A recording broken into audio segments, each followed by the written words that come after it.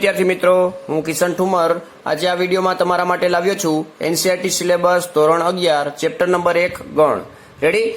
तेनी अंदर आपणे आ विडियोनी अंदर जे जोवाना छीए ते टॉपिकना नाम छे उपगणो, अंतराल अने लास्ट टॉपिक छे घातगण। रेडी? तो आज आपणे तेनी डेफिनेशन अने तेना कॉन्सेप्ट क्लियर करशुं અને તે પછીના વિડીયોમાં મતલબ કે આના પછીના વિડીયોમાં આપણે આને રિલેટેડ જે કન્સેપ્ટ ક્લિયર કરશું, મતલબ કે જે ટોપિક છે આજે ભણવાના તેને રિલેટેડ કન્સેપ્ટ થઈ જાય પછી નેક્સ્ટ વિડીયોની અંદર આપણે તેની એક્સરસાઇઝ શરૂઆત કરશું। તો શરૂઆત કરશું સૌથી પહેલા ઉપગણથી। રેડી? તો લાસ્ટ વિડીયો સુધીમાં આપણે બેઝિક વ્યાખ્યાઓ જોઈ હતી ગણને રિલેટેડ। ખાલી ગણ કોને કહેવાય, શાંત ગણ કોને કહેવાય, અનંત ગણ કોને કહેવાય, સમાન ગણ કોને કહેવાય અને અસમાન ગણ કોને કહેવાય। રેડી? તો તે ઉપરાંત હવે આપણે જે જોવાનું છે તેમાંનું પહેલું ટોપિક છે ઉપગણ। तो સૌથી પહેલા આપણે ઉપગણ કોને કહેવાય તેની ચર્ચા કરશું। ઉપગણને ઇંગ્લિશમાં કહેવાય સબસેટ। તો સબસેટ વિશે આપણે ભણવાનું છે। તો ઉપગણ એટલે શું? મતલબ કે કોઈ પણ બે ગણ આપેલા હોય તો તેના ઉપરથી આપણે ઉપગણની વ્યાખ્યા મેળવી શકીએ। માની લ્યો કે કોઈ એક x ગણ આપેલો છે, તેમાં તમને એમ કીધેલું છે કે તમારી સ્કૂલના વિદ્યાર્થીઓનો ગણ, મતલબ કે તમારી સ્કૂલમાં જેટલા વિદ્યાર્થીઓ ભણતા હોય તમારી સ્કૂલના વિદ્યાર્થીઓનો ગણ અને એક બીજો ગણ આપેલો છે y। તેમાં એમ કીધેલું છે કે તમારા ક્લાસના વિદ્યાર્થીઓનો ગણ। રેડી? તો આમાં તમે જોશો તો x બરાબર આપેલું છે તમારી સ્કૂલના વિદ્યાર્થીઓનો ગણ અને y બરાબર કીધેલું છે તમારા ક્લાસના વિદ્યાર્થીઓનો ગણ। રેડી? એટલે તમારા ક્લાસના વિદ્યાર્થીઓનો ગણ આપેલો છે। એનો મતલબ એવો થશે મિત્રો કે જે સ્કૂલના વિદ્યાર્થીઓ છે તે જ તમારા ક્લાસની અંદર વિદ્યાર્થીઓ બેઠેલા છે। મતલબ કે જે આ જે y ગણ છે, yના જેટલા ઘટકો હશે, મતલબ કે y ગણની અંદર જેટલા વિદ્યાર્થીઓની સંખ્યા હશે તે તમામ વિદ્યાર્થીઓ સ્કૂલની અંદર તો છે જ। એનો મતલબ એવો થશે કે yના તમામ ઘટકો શેમાં આપેલા છે મિત્રો? x માં તો છે જ। રેડી? એટલે કે yના જેટલા ઘટકો છે તે તમામ ઘટકો x ની અંદર પણ છે। તેથી આપણે એવું કહી શકીએ મિત્રો કે y છે તે x નો ઉપગણ છે। y ઉપગણ કેપિટલ X આવી રીતના આપણે દર્શાવીએ છીએ। મતલબ કે જે આ સંજ્ઞા છે તે આ ઉપગણને દર્શાવવા માટેની સંજ્ઞા છે। રેડી? તો આના ઉપરથી આપણે વ્યાખ્યા જોવી હોય તો વ્યાખ્યા એવી થાય કે જો માની લ્યો કે બે ગણ આપેલા છે a અને b, એમાંથી આપણે એવી વ્યાખ્યા લખીએ કે જો ગણ a ના તમામ ઘટકો ગણ b ના પણ ઘટકો હોય તો ગણ a ને ગણ b નો ઉપગણ કહેવાયો। રેડી?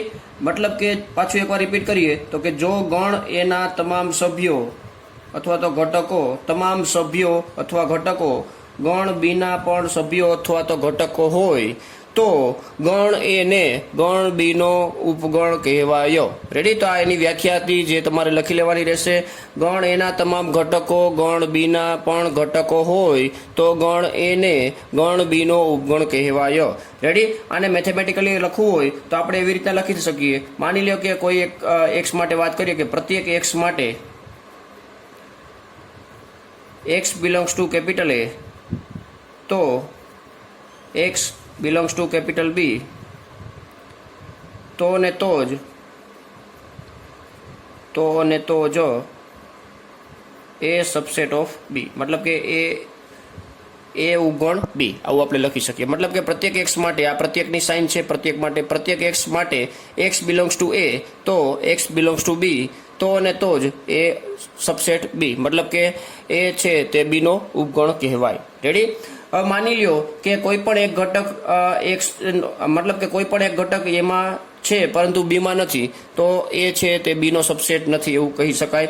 રેડી? તો તેને દર્શાવવા માટેની સંજ્ઞા આવી છે કે a b નો ઉપગણ નથી। રેડી? ઉપગણની જે સાઇન હતી તેના ઉપર આવી રીતના ક્રોસમાં લીટી કરી દેવાની છે, એટલે કે ઓબ્લિક કરી દેવાનું છે। a b નો ઉપગણ નથી તેના માટેની આ સંજ્ઞા છે a ગણ a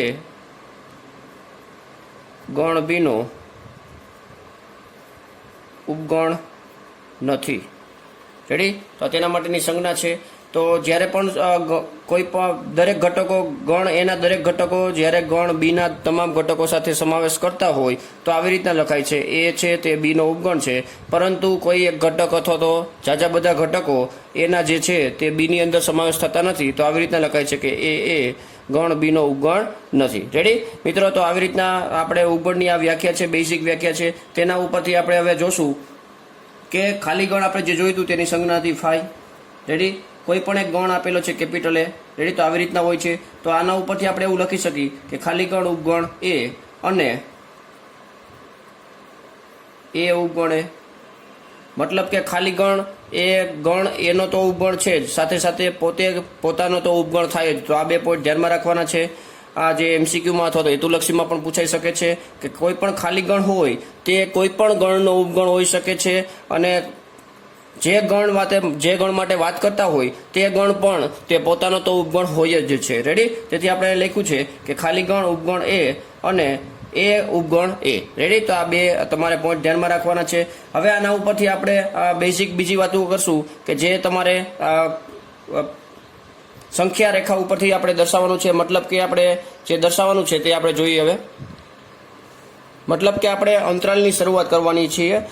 અંતરાલની શરૂઆત કરતા પહેલા આપણે બેઝિક બીજી વસ્તુ એ જોઈ લઈએ કે તમે જાણો છો અલગ અલગ પ્રકારના ગણ છે. એન ગણ એટલે કે પ્રાકૃતિક સંખ્યાનો ગણ, પછી ઝેડ ગણ એટલે કે પૂર્ણાંક સંખ્યાઓનો ગણ. રેડી? આ બધા તમે ગણ જાણો છો. તેના ઉપરથી આપણે એક સંજ્ઞા બતાવું છું ઉપગણ માટેની. આ પ્રાકૃતિક પૂર્ણાંક સંખ્યાનો ગણ એટલે કે માઇનસમાં આવશે, પ્લસમાં આવશે ને ઝીરોનો પણ સમાવેશ થશે. પછી આવશે ક્યુ એટલે કે સમય સંખ્યાનો ગણ. સમય સંખ્યાનો ગણ જેને દર્શાવવા માટે ગણમાં દર્શાવવા માટે આવી રીતના દર્શાવવામાં આવે છે પીના છેદમાં ક્યુ, જ્યાં P belongs to capital Z અને Q does not equal to 0. Q does not equal to 0. Ready? સમય સંખ્યા છે જેને ગણમાં દર્શાવવા માટે આપણે સમય સંખ્યાને રિલેટેડ આપણે વાત કરેલી હતી અથવા તો તમે 10માં પણ શીખી ગયેલા છો. પીના છેદમાં ક્યુ, જ્યાં પી બિલોંગ્સ ટુ ઝેડ એટલે કે પૂર્ણાંક છે અને ક્યુ પણ પૂર્ણાંકમાં લઈ શકાય, પરંતુ 0 સિવાયનો કોઈ પણ પૂર્ણાંક તમે લઈ શકો છો. તો આને કહેવાય સમય સંખ્યા. આના સિવાયની સંખ્યા છે વાસ્તવિક સંખ્યાઓ. 10મા ધોરણની અંદર તમે આખું ચેપ્ટર ભણ્યા હતા વાસ્તવિક સંખ્યા વિશે. વાસ્તવિક સંખ્યા, બરાબર? તો વાસ્તવિક સંખ્યાને દર્શાવવા માટે આપણે અંતરાલનો ઉપયોગ થાય છે, તેની હમણાં થોડીક વાર પછી આપણે ચર્ચા કરશું. તે પહેલા હવે હજી એક ગણ બાકી છે, તે અસમય સંખ્યાનો ગણ છે.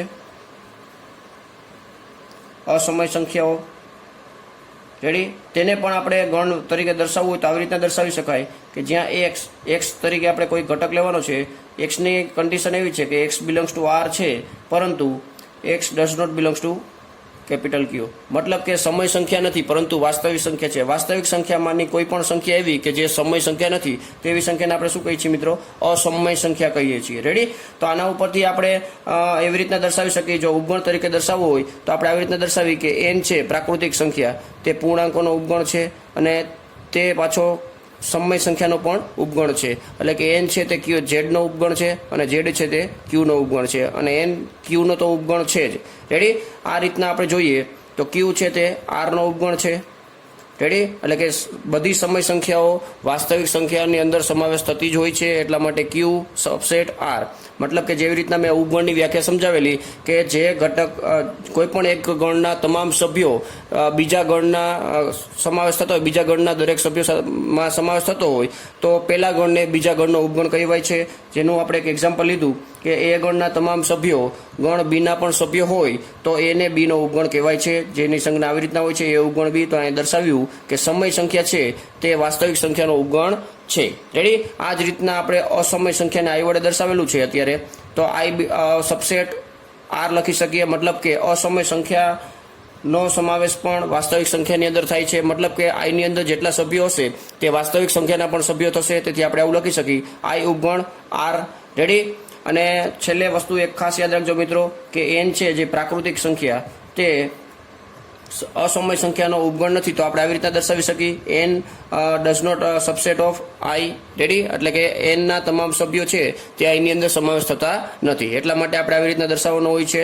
તો મિત્રો આ પણ તમારે યાદ રાખવાનું છે કે અલગ અલગ જે બાય ડિફોલ્ટ સંખ્યાઓનો જે ગણ છે તે કોના ઉપગણ હોઈ શકે અને કોના ઉપગણ ના હોઈ શકે. રેડી? તો તેના માટેની પહેલા આપણે અહીંયા વાત કરી લીધી કે પ્રાકૃતિક સંખ્યા છે તે પૂર્ણાંક સંખ્યાનો ઉપગણ છે, પૂર્ણાંક સંખ્યા છે તે સમય સંખ્યાનો ઉપગણ છે, સમય સંખ્યા છે તે વાસ્તવિક સંખ્યાનો ઉપગણ છે, અસમય સંખ્યા છે તે વાસ્તવિક સંખ્યાનો ઉપગણ છે. રેડી? તો આવી રીતના આપણે ઉપગણો વિશેની અત્યારે ચર્ચા પૂરી કરી એટલે કે કન્સેપ્ટ કમ્પ્લીટ થાય છે.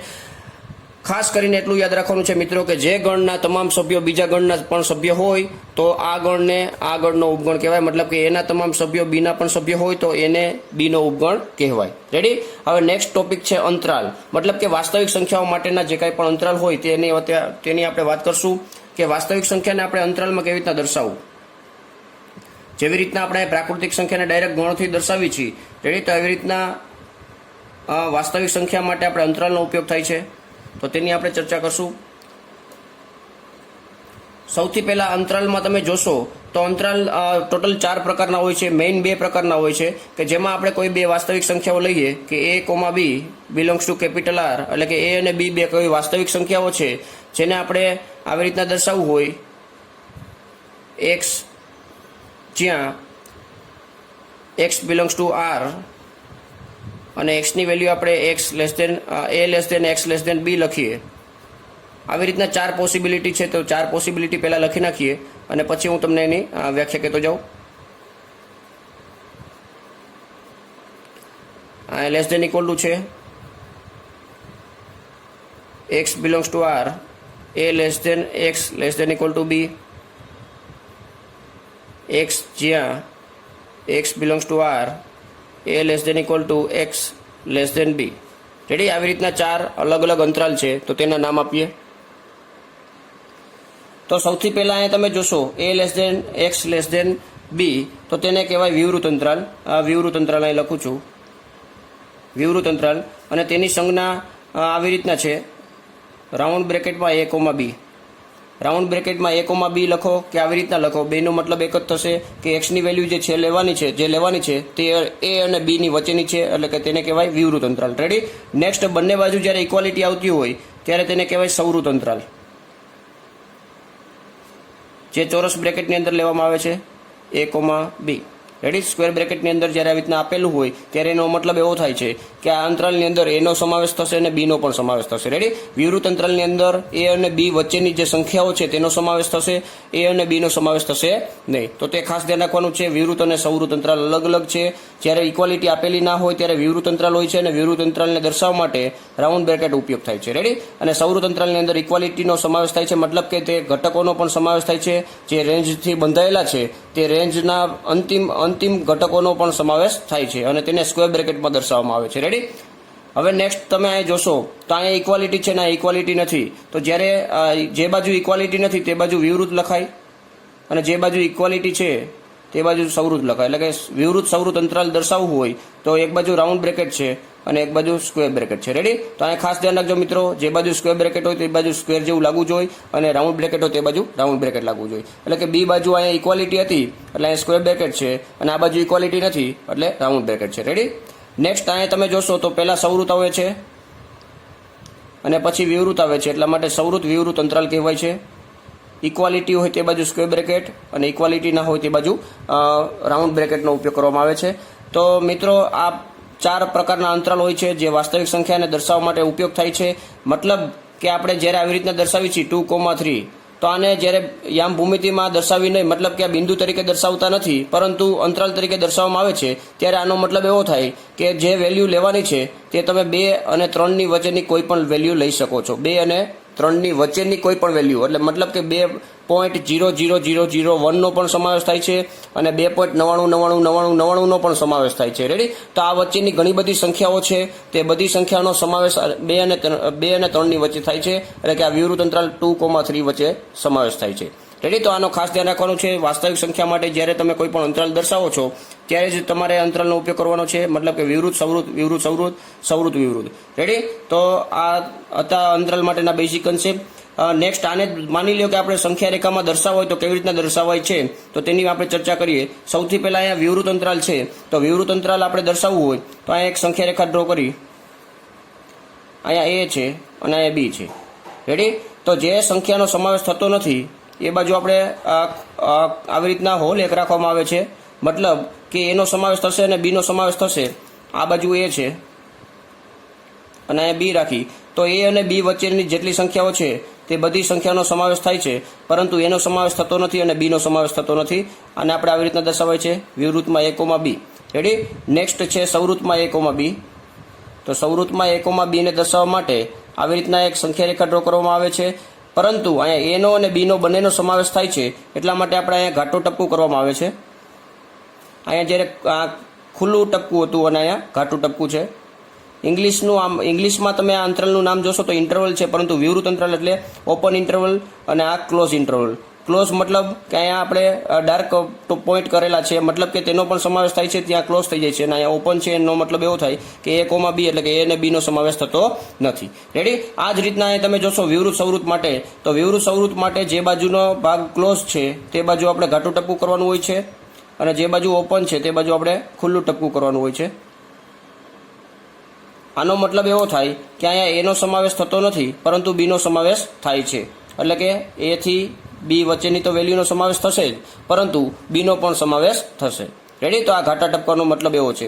માની લો કે આના માટે તમારે ડ્રો કરવું હોય તો આ બાજુ ઘાટું ટપકું આવશે અને આ બાજુ ખુલ્લું ટપકું આવશે. રેડી? તો આ રીતના આપણે સંખ્યા રેખામાં પણ દર્શાવી શકીએ છીએ.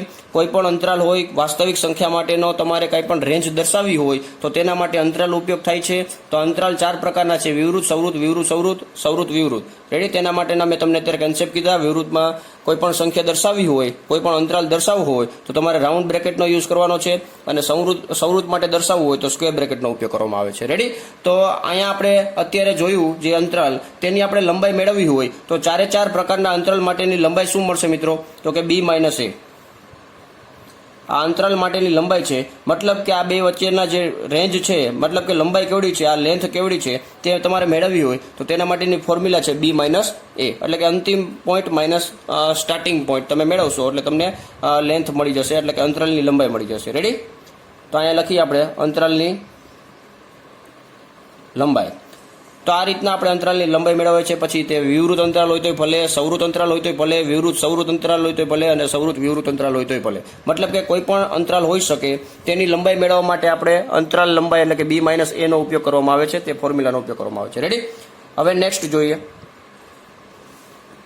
હવે તમે જોશો તો થોડાક અંતરાલ બતાવેલા છે જે તમારે ઉપયોગ થવાના છે, ભવિષ્યમાં પણ ઉપયોગ થવાના છે, અને આ ચેપ્ટરની અંદર પણ યુઝ થવાના છે. રેડી? તો કેટલી વાર આવી રીતના બાય ડિફોલ્ટ અંતરાલ આપેલા હોય છે, અથવા તો આપણે બનાવવાના હોય છે, તો આવી રીતના અંતરાલ બનતા હોય છે. તો આના મિનિંગ શું છે તે આપણે જોઈએ. તો આનો મતલબ એવો છે કે 0 અથવા 0 કરતાં મોટી સંખ્યા અને ઇન્ફાઇનાઇટ સુધીની સંખ્યા. બરાબર? જે આગળ અંતરાલો છે તે બધા અંતરાલો વાસ્તવિક સંખ્યાઓ માટે જ હોઈએ છે. તો ખાસ ધ્યાન રાખજો મિત્રો, 0 અથવા 0 કરતાં મોટી અને ઇન્ફાઇનાઇટ, તો આને આપણે એવું કહી શકીએ અનૂર્ણ વાસ્તવિક સંખ્યાઓનો ગણ. અનૂર્ણ વાસ્તવિક સંખ્યાઓનો ગણ એનો મતલબ એવો થાય કે આ અંતરાલની અંદર જે સંખ્યાનો સમાવેશ થાય છે તે બધી સંખ્યાઓ ધન છે અને 0 નો પણ સમાવેશ થાય છે. રેડી? તો અનૂર્ણ વાસ્તવિક સંખ્યાઓનો ગણ એટલે કે 0 અથવા 0 કરતાં મોટું અને ઇન્ફાઇનાઇટ લગી. રેડી? એટલે આવી રીતના સવૃત અને અહીંયા વિવૃત. રેડી? એ રીતના અહીંયા અંતરાલ આપેલો છે. હવે અહીંયા તમે જોશો તો -ઇન્ફાઇનાઇટ ટુ 0, અહીંયા 0 છે, 0 નો સમાવેશ થતો નથી. -ઇન્ફાઇનાઇટ એટલે કે લેફ્ટ સાઈડ માઇનસમાં ઇન્ફાઇનાઇટ સુધી છે, તો આનો મતલબ એવો થાય કે ઋણ વાસ્તવિક સંખ્યાનો ગણ. ઋણ વાસ્તવિક સંખ્યાઓનો ગણ. રેડી? તો જ્યારે તમારે ખાલી ઋણ વાસ્તવિક સંખ્યાઓ દર્શાવવાની હોય ત્યારે આવી રીતના દર્શાવવામાં આવે છે -ઇન્ફાઇનાઇટ, 0. રેડી? આ ઇન્ફાઇનાઇટ માઇનસમાં છે એટલા માટે ઇન્ફાઇનાઇટ આ બાજુ રાખવામાં આવે છે અને આગળ માઇનસ નિશાની, 0. અહીંયા નેક્સ્ટ તમે જોશો -ઇન્ફાઇનાઇટ ટુ ઇન્ફાઇનાઇટ, એનો મતલબ એવો થાય કે બધી વાસ્તવિક સંખ્યાઓનો સમાવેશ થઈ જાય છે, મતલબ કે આ બેનો સમાવેશ થઈ જાય છે. -ઇન્ફાઇનાઇટ ટુ ઇન્ફાઇનાઇટ એટલે કે અનૂર્ણ વાસ્તવિક સંખ્યાનો ગણ અને ઋણ વાસ્તવિક સંખ્યાના ગણનો બેનો સમાવેશ થઈ જાય, એટલા માટે આને તમે ડાયરેક્ટ વાસ્તવિક સંખ્યાઓનો ગણ કહી શકો છો, એટલે કે capital R. Ready? Real number -infinite to infinite આવી રીતના દર્શાવવામાં આવે છે. રેડી? જ્યારે ઇન્ફાઇનાઇટનો સમાવેશ, ઇન્ફાઇનાઇટ એટલે કેટલી લગી પૂરી થાય તે આપણને ખબર નથી, એટલા માટે અહીંયા વિવૃત અંતરાલ કરવામાં આવે છે. બે બાજુ જ્યાં પણ ઇન્ફાઇનાઇટ હશે ત્યાં તમને જોવા મળશે વિવૃત અંતરાલ, અહીંયા ક્યારેય સવૃત અંતરાલ આવશે નહીં. રેડી? નેક્સ્ટ આવશે A થી ઇન્ફાઇનાઇટ, એટલે કે એ કોઈ એક વાસ્તવિક સંખ્યા છે ત્યાંથી શરૂ કરીને ઇન્ફાઇનાઇટ વચ્ચેની જેટલી સંખ્યા હોય તેનો સમાવેશ કરવો હોય તો તેને આપણે ગણમાં દર્શાવવું હોય ગુણધર્મની રીતે, તો આવી રીતના દર્શાવવામાં આવે છે. x, જ્યાં x belongs to capital R અને x ની વેલ્યુ કેવી મિત્રો? 1 કરતાં મોટી. રેડી? અહીં તમે જોવો છો 1 કરતાં મોટી. અહીં તમે જોશો તો એવું જ છે, પરંતુ અહીં ઇક્વાલિટી ખાલી આપી દેવાની છે. x, જ્યાં x બિલોંગ્સ ટુ R અને x > A, મતલબ કે એની વેલ્યુ કરતાં મોટી સંખ્યાઓનો તો સમાવેશ કરવાનો જ છે, પરંતુ એનો પણ સમાવેશ કરવાનો છે, એટલા માટે અહીં ઇક્વાલિટી આવે છે. એવી જ રીતના તમે જોશો તો આ બે બાજુ માઇનસમાં છે, એટલે કે આ જે સંખ્યાઓ હતી તે ધન વાસ્તવિક સંખ્યાઓ માટે હતું, અને અહીં તમે જોશો તો ઋણ વાસ્તવિક સંખ્યાઓ માટે છે. એટલા માટે અહીંયા તમારે ગુણધર્મની રીતે દર્શાવવું હોય ગણને, તો એક્સ જ્યાં X belongs to R, X less than A, મતલબ કે એક્સની વેલ્યુ એવી લેવાની છે કે જે એ કરતાં નાની હોય તે જ, બરોબર છે. ઇન્ફાઇનાઇટ માઇનસ ઇન્ફાઇનાઇટ સુધી, એટલે એનો મતલબ એવો થઈ ગયો કે એક્સ અહીંયા દર્શાવેલો છે એક્સ લેસ દેન એ, આવી રીતના પણ દર્શાવી શકો છો તમે minus infinite to X less than A, મતલબ કે minus infinite less than X less than A. આ દર્શાવો કે આ દર્શાવો, બંનેનો મિનિંગ એક જ થશે. એટલે આપણે ડાયરેક્ટ અહીંયા આવી રીતના લખેલું છે X less than A, X belongs to R, એટલે કે વાસ્તવિક સંખ્યાનો તો સમાવેશ કરવાનો છે, પરંતુ કેવી વાસ્તવિક સંખ્યાઓ એ કરતાં નાની હોય તેવી. રેડી, અહીંયા તેના જેવું જ છે, પરંતુ એનો સમાવેશ આપણે કરવાનો છે, એટલા માટે અહીંયા લખ્યું છે x belongs to r, x less than equal to a. Ready, તો અહીંયા એ અથવા એ કરતાં નાની કોઈ પણ વાસ્તવિક સંખ્યા હોય તેનો અહીંયા આપણે સમાવેશ કરવો છે, તો તેના માટેનો ગણ દર્શાવેલો છે અહીંયા ગુણધર્મની રીતે. રેડી, તો આ જે વારંવાર યુઝ થતા હોય તેવા અંતરાલો છે, તો મેં તમને તે સમજાવેલા છે, તે તમારે વ્યવસ્થિત રીતે લખી નાખવાના છે, જેથી કરીને ભવિષ્યમાં ક્યાંય પણ જરૂર પડે તો તમે ડાયરેક્ટલી યુઝ કરી શકો છો. રેડી, તો હવે જોઈએ આપણે નેક્સ્ટ ટોપિક. હવે નેક્સ્ટ ટોપિક છે ઘાતગણ. ઘાતગણને ઇંગ્લિશમાં કહેવાય પાવર સેટ. રેડી, હવે ઘાતગણ એટલે શું મિત્રો? તો કોઈ પણ ગણ આપેલો હોય તેના જેટલા ઉપગણો હોય તેનો તમે પાછો ગણ બનાવી નાખશો તો જે નવો ગણ બનશે તેને શું કહેવાય છે મિત્રો? ઘાતગણ કહેવાય છે. રેડી, તો આને આપણે વ્યાખ્યા તરીકે દર્શાવવું હોય તો કોઈ ગણ એના તમામ ઉપગણોના ગણને ઘાતગણ કહે છે. રેડી, તો આ એની વ્યાખ્યા હતી. કોઈ ગણ એના તમામ ઉપગણોના ગણને ઘાતગણ કહેવાય છે. રેડી, તો આ તેની વ્યાખ્યા હતી, તો તમારે તે લખી લેવાની છે. તેને દર્શાવવા માટેની સંજ્ઞા છે. માની લો કે કોઈ ગણ એ માટે આપણે વાત કરતા હોય કે ગણ એના તમામ ઉપગણોનો ગણ એટલે ઘાતગણ. રેડી, તો એ માટે આપણે વાત કરતા હોય તો તેના ઘાતગણને દર્શાવવા માટેની સંજ્ઞા છે P of A. Ready, P of A મતલબ કે આ ઘાતગણ દર્શાવે છે, આ કોઈ એક ગણ છે તેનો ઘાતગણ થશે પી ઓફ એ. રેડી, આપણે એક્ઝામ્પલથી સમજી તો અહીં એ બરાબર આપેલા છે 1,2. માની લ્યો કે એ બરાબર 1,2 આપેલા છે, તો આના સભ્ય સંખ્યા 2 છે, મતલબ કે આ ગણની અંદર સભ્ય સંખ્યા કેટલી છે મિત્રો? 2 છે. તો તેને દર્શાવવા માટેની પણ સંજ્ઞા આવી રીતના છે n of a equal to 2. Ready, આ શું બતાવે છે મિત્રો? n ઓફ a ગણ એના સભ્યોની સંખ્યા, ગણ એના સભ્યોની સંખ્યા, મતલબ કે જે કંઈ પણ ગણ હોય તેના સભ્યોની સંખ્યા દર્શાવવા માટેની સંજ્ઞા આવી રીતના હોય છે. એન ઓફ કાઉન્સમાં જે ગણ હોય તે લખી નાખવાનો છે. અત્યારે આપણે એ માટે વાત કરીએ છીએ તો આવી રીતના લખાય છે એન ઓફ એ. રેડી, બરાબર કેટલા થયા મિત્રો? 2. રેડી, એટલે અહીંયા સભ્યો સંખ્યા કેટલી છે મિત્રો? 2. એટલા માટે એન ઓફ એ બરાબર કેટલા થયા મિત્રો? 2. રેડી, તો આની ચર્ચા આપણે નેક્સ્ટ જ્યારે એક્ઝામ્પલ આવશે ત્યારે પણ થવાની છે, એટલા માટે અત્યારે અહીંયા જરૂર પડી તો અહીંયા અત્યારે આપણે આવ્યું છે ટોપિક તો આપણે તે વાત કરી લીધી છે. નેક્સ્ટ અત્યારે આપણે જે વાત કરીએ છીએ તે ઘાતગણ વિશે વાત કરીએ છીએ. કોઈ એક ગણ લીધેલો છે એ બરાબર 1,2 એટલે 2 ઘટકો છે, તો આના ઉપગણો કયા કયા થઈ શકે મિત્રો? સૌથી પહેલા ખાલી ગણ લઈ તો તે આનો ઉપગણ થાય છે.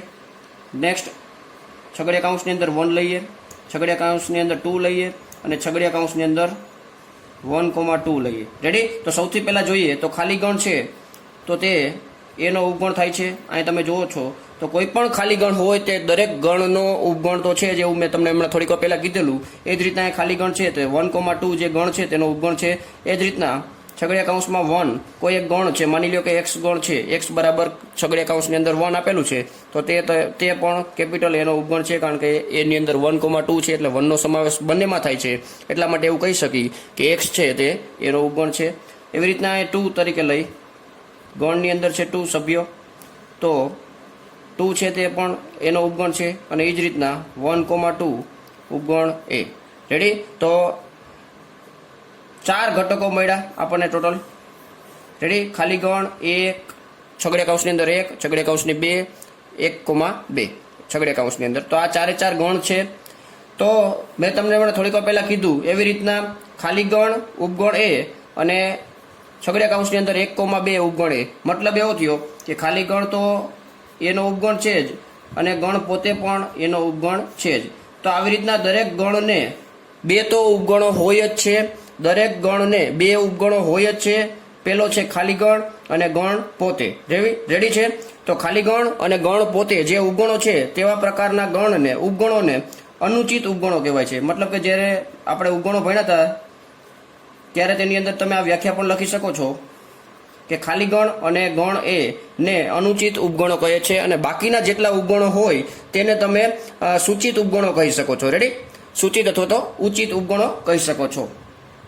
તો આ થયા અનુચિત ઉપગણો. દરેક ગણ માટે બે અનુચિત ઉપગણો તો હોય જ છે, ખાલી ગણ અને ગણ પોતે. રેડી? તેના સિવાયના જેટલા પણ ઉપગણો હોય તેને કહેવાય ઉચિત ઉપગણો. રેડી? તો આપણે હમણાં થોડીક વાર પહેલા આપણે જે ઉપગણો ભણ્યા તેમાં પણ તમે આ ટોપિક લખી શકો છો. અને હવે થોડીક વાર પછી આપણે તેના થોડાક મેથેમેટિકલ કન્સેપ્ટ પણ જોશું. હવે આપણે જોઈ ઘાતગણ વિશે. ઘાતગણ વિશે મેં હમણાં થોડીક વાર પહેલા વ્યાખ્યા કીધી, તે પાછી રિપીટ કરું છું. ગણ એના તમામ ઉપગણોના ગણને ગણ એનો ઘાતગણ કહે છે. રેડી? તો આ ગણ એ હતો, તેની અંદર સભ્યો 2 હતા, તેના તમામ ઉપગણો મેં લખી લીધા છે. તો તેનો એક ગણ બનાવી નાખો મિત્રો. ખાલી ગણ એક સભ્ય થયો, છગડીયા કૌંસની અંદર એક સભ્ય થયો, છગડીયા કૌંસની અંદર 2 એ એક પણ સભ્ય થયો, છગડીયા કૌંસની અંદર 1,2 તે પણ એક ગણનો સભ્ય છે. તો આ મેઇન ગણ આ છે, તેને આપણે શું કહીએ છીએ મિત્રો? P of A. એટલે આ ગણ એ હતો, તેના ઉપગણોનો એક ગણ બનાવી નાખ્યો. તેના ઉપગણો પહેલા લખ્યા અને એને મેં છગડીયા કૌંસમાં લખી નાખ્યા. છગડીયા કૌંસમાં લખી નાખો એટલે એનો મતલબ એવો થાય કે તે ઉપગણ થઈ ગયા. રેડી? મતલબ કે ગણ થઈ ગયો. એટલે ગણ થઈ ગયો તો તે ગણને આપણે શું કહીએ છીએ મિત્રો? ઘાતગણ કહીએ છીએ. રેડી? તો આ રીતના આપણે ઘાતગણ મેળવવાનો હોય છે. પાછી એકવાર રિપીટ કરું છું. જે ગણના તમામ ઉપગણોના ગણને ઘાતગણ કહે છે. રેડી? તો માની લો કે અહીંયા અત્યારે આપણી પાસે એ ગણ હતો, તેના મેં તમામ ઉપગણો લખી લીધા, તેને મેં છગડીયા કૌંસમાં લખી નાખ્યા. એનો મતલબ એવો થયો કે આ તમામ સભ્યો બનાવી નાખ્યા એક ગણના. તો જે ગણ બન્યો તે ગણને કેપિટલ એનો ઘાતગણ કહેવામાં આવે છે. રેડી? એટલે કે P of A આપણે મળ્યો છે. તો આ રીતના આપણે ઘાતગણ મેળવવાનો હોય છે. તો આ ઘાતગણની વ્યાખ્યા હતી. રેડી? અને આ ટોપિકની અંદર આપણે N of A પણ જાણવા મળ્યું, અનુચિત ઉપગણ કોને કહેવાય તે પણ જાણવા મળ્યું, અને ઉચિત ઉપગણો કોને કહેવાય તે પણ જાણવા મળ્યું. રેડી? હવે આના ઉપરથી આપણે અલગ અલગ રીતે જોવાનું છે કે કોઈ પણ ગણ તમને આપેલું હોય. આ મેથેમેટિકલ કન્સેપ્ટ અત્યારે હું સમજાવું છું, તે તમારે ખાસ યાદ રાખવાના છે મિત્રો. દાખલાની અંદર પણ જરૂર પડવાની છે. કોઈ ભવિષ્યમાં કોમ્પિટિટિવ એક્ઝામ હોય તેની અંદર પણ જરૂર પડવાની છે. તો સૌથી પહેલા આપણે જોઈએ તો માની લ્યો કે જો કોઈ ગણ છે એ, તેની સભ્ય સંખ્યા છે n. માની લો કે તેની અંદર સભ્યો n છે, 2 હોય, 5 હોય, 10 હોય, જેટલા હોય. એટલે અત્યારે સભ્ય સંખ્યા કેટલી રાખું છું મિત્રો? n રાખું છું. તો ગણ એના ઉપગણો બનવાની સંખ્યા કેટલી થાય? તો તે આપણે મેળવવું હોય. કોઈ ડાયરેક્ટ તમને પૂછે કે આના ઉપગણોની સંખ્યા કેટલી થશે, તો તેના માટેનું સૂત્ર છે 2n. 2n. રેડી? માની લ્યો કે એ કોઈ એક ગણ છે, તેના સભ્યોની સંખ્યા n છે, તો તેના ઉપગણોની સભ્ય સંખ્યા કેટલી થશે મિત્રો? ઉપગણોની સંખ્યા કેટલી થશે મિત્રો? 2n. રેડી? તો આનું એક આપણે એક્ઝામ્પલ લઈ તો એ બરાબર માની લ્યો કે 3 આપેલા છે, n of A બરાબર 3 આપેલા છે. મતલબ કે કોઈ સભ્ય સંખ્યા આપેલી છે ગણ એ માટે કેટલી? 3. તો તેના ઉપગણોની સંખ્યા કેટલી થશે મિત્રો? ઉપગણોની સંખ્યા ઇક્વલ ટુ 2/3. 2/3 એટલે કેટલા થશે મિત્રો? 8. તો ગણ એક માની લો કે આવી રીતના આપેલો છે 1, 2, 3. તો આના સભ્ય સંખ્યા કેટલી થઈ મિત્રો? 3 થઈ.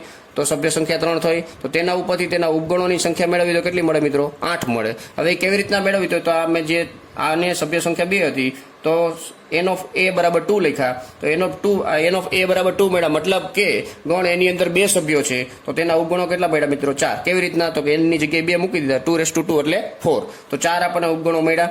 એવી જ રીતના મેં તમને ગણ બતાવ્યો, 3 સભ્યો બતાવે છે, તો તેના ઉપગણોની સભ્ય સંખ્યા કેટલી થાય મિત્રો? મતલબ કે ઉપગણોની સંખ્યા કેટલી થાય મિત્રો? 8 થાય. રેડી? તો n ની જગ્યાએ 3 મૂકી દેવાના. તો આવી રીતના જ્યારે પણ તમને કોઈ ગણ આપેલા હોય, તેની એક સભ્ય સંખ્યા આપેલી હોય, તો તમારે એના ઉપરથી ઉપગણોની સંખ્યા મેળવવી, તો આ એના માટેનું સૂત્ર છે. તો તે પણ તમારે લખી લેવાનું છે. આના ઉપરથી આપણે બીજી વસ્તુ એ કહી શકીએ, હમણાં અનુચિત ઉપગણો આવ્યા, તો અનુચિત ઉપગણોની સભ્ય સંખ્યા કેટલી થાય મિત્રો? અનુચિત ઉપગણો કેટલા થાય મિત્રો? ખાલી ગણ અને પોતે, એટલે 2 થશે. રેડી? એક ખાલી ગણ સિવાયના તમામ જેટલા ગણ હોય તેના માટેના અનુચિત ઉપગણોની સંખ્યા કેટલી થશે મિત્રો? 2. રેડી? તો આ ખાસ ધ્યાન રાખજો. દરેક ગણને એક ખાલી ગણ અને એક પોતે ગણ એ પોતાના માટે તો ઉપગણ થશે જ. તેવા પ્રકારના ઉપગણોને અનુચિત ઉપગણો કહેવાય છે. અને આના સિવાયના બાકીના જેટલા ઉપગણો છે તેને બધાને ઉચિત ઉપગણો કહેવાય છે. તો ઉચિત ઉપગણોની સભ્ય સંખ્યા આપણે મેળવવી હોય, ઉચિત ઉપગણોની સંખ્યા. રેડી?